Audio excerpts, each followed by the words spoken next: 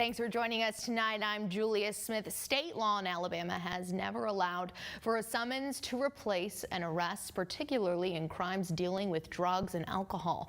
Back in April, council members, law enforcement, and local judges spoke about doing this, replacing an arrest for marijuana with a summons.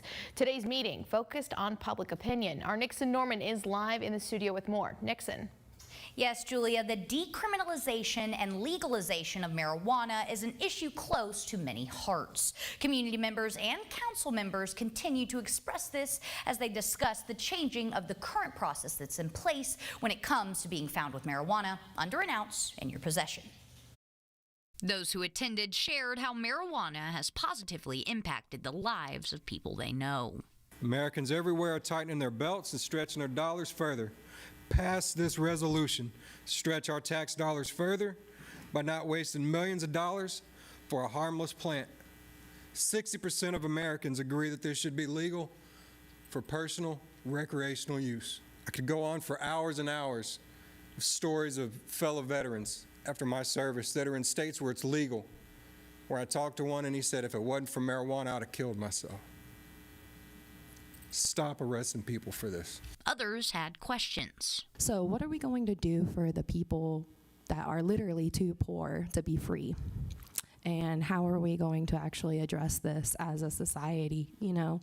And I'm talking to everyone here. I think it's pretty clear who from City Council showed up for this. How much support is there from the other members? Not that you have to answer, but I'm concerned, you know. And shared their testimonies of dealing with this kind of thing themselves and the toll it takes. For cannabis possession, the default amount of time that you would be under the probation would be 2 years. The only way you could get the probation to be less than 2 years is if you paid more money. Whereas at the same time, you could be accused of sex crimes and go through that same diversion program. And by default, without having to pay any extra, your probation time is 6 months. Yep. And I mean, as a sexual assault survivor, it's still traumatic for me, and it's been years since I've been through that program.